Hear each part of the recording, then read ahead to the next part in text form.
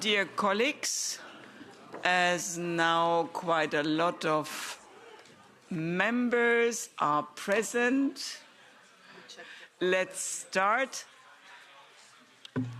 So please have a seat so that we can make a test if the quorum is met. Dear colleagues,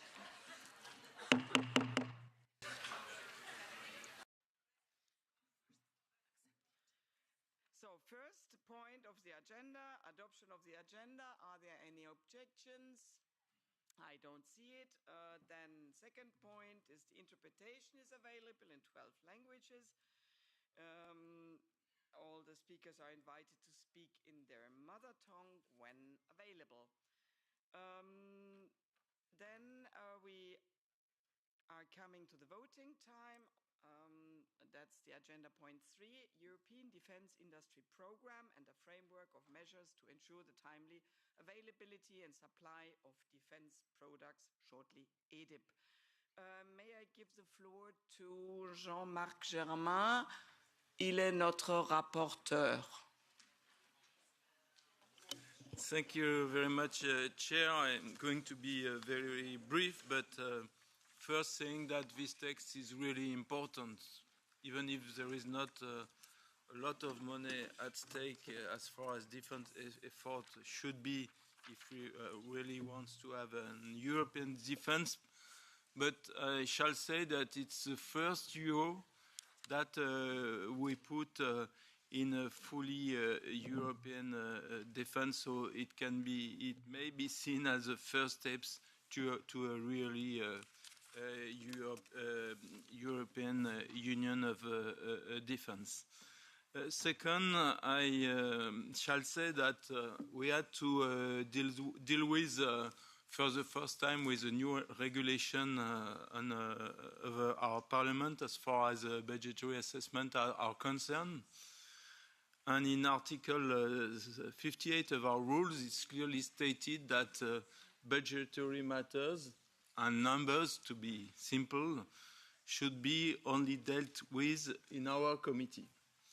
And we, of course, had to deal with this issue, but because we have to be also clear that we cannot say to the lead committee, in that case it was CD and ITRE, that they should not speak or have a discussion on numbers, because when we create a fund without the number, I mean, defense is not significant. So we decided together with the two co-rapporteurs, Raphaël Glucksmann and François-Xavier Bellamy, to work together to assess together the effort that should be made, and we agreed that 1.5 billion that was in the Commission text was not enough, and especially the 0 billion for Ukraine was not acceptable.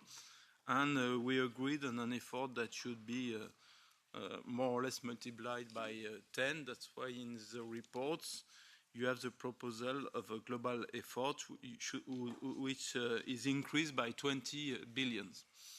So we agreed on the efforts to make to really start a European defense industry program, but then we had to discuss on how to do it, and then we faced a lot of constraints that you all know.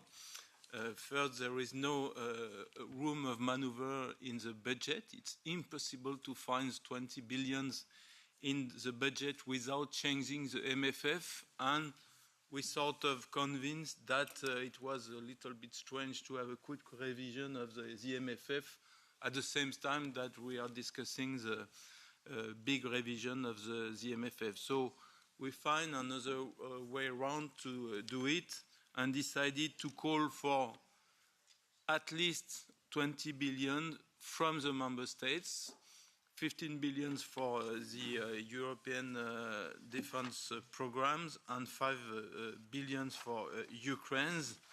And we also convened that the effort could come from the SAFE program, so countries could raise a safe loan from the Commission and then put the money in the European defense funds. but they could also find other way to reach the 15 billion. It's not an individual obligation, but it's a collective obligation, a coalition of goodwills, as the President of France would say. So I think we reach something which is solid, which is agreed by the two other co-rapporteurs, and will fly for the next step. That will be, of course, the adoption in our committee, and then the adoption in plenary, and then the discussion with the together with the member states and the Commission to be able to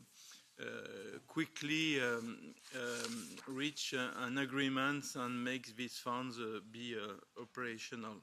So I want to end my short speech to thank very warmly the colleagues of our committee, and especially the shadow rapporteur, Elder Sousa da Silva, Lucy Ayar, Damien Bolsleger, that put very interesting inputs in the report and that were proposed in the compromise amendment, and also of all of the colleagues, the secretariat, the teams, our own teams, and my last thanks would go to the two co-rapporteurs, Raphaël Glucksmann and François-Xavier Bellamy, because we had a very good work together in a confident spirit, and I think it's good news for the rest of the procedure. So thank you very much, and I hope you will vote this important report.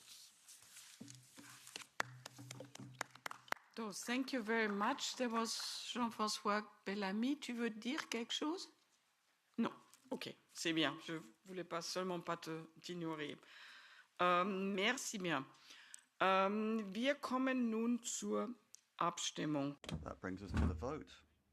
I just wanted to make a quick note, first of all. If you've got any potential questions about the voting list, I'd just like to ask each group to follow the new rules that were adopted after the reform. So have a quick look at those. In the last parliamentary term, these were decided upon, and the Secretariat is bound to stick to those rules. That means there is an inadmissible amendment, then it has to be followed under the new rules. It's a bit different to the old rules.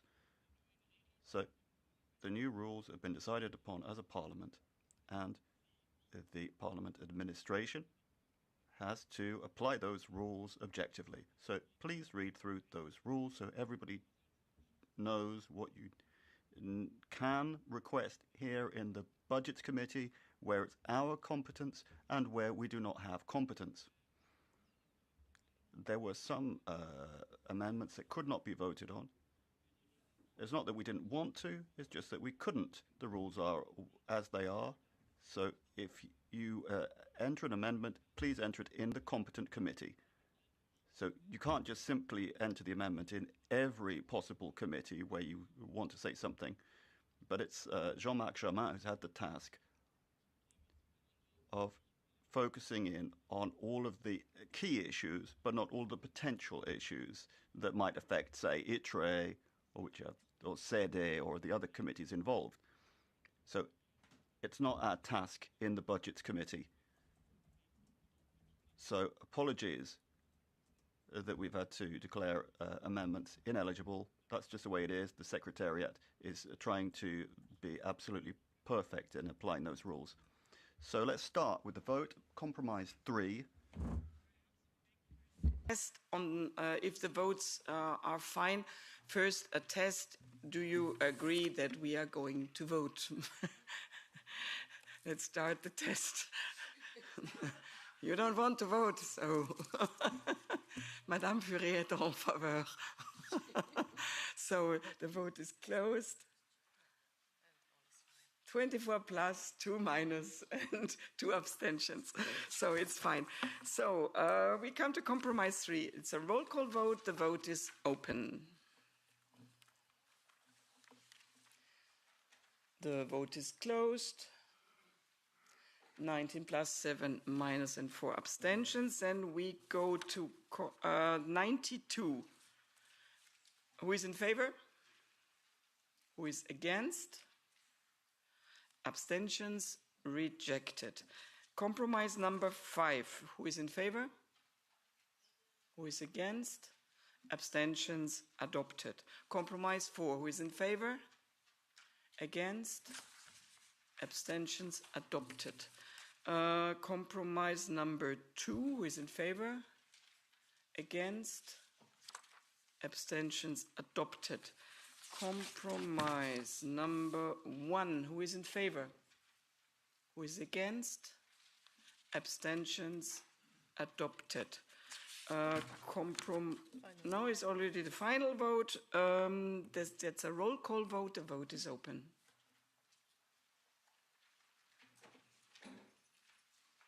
Closed. So, and it is adopted with 21 plus 7 minus and 2 abstentions.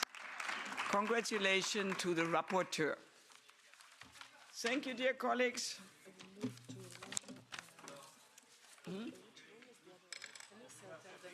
We will move to the room number Antal, so that's 4Q1. Jan 4Q1 for the 4Q2. 4Q2, sorry. Jan 4Q2 for the Batch colleagues.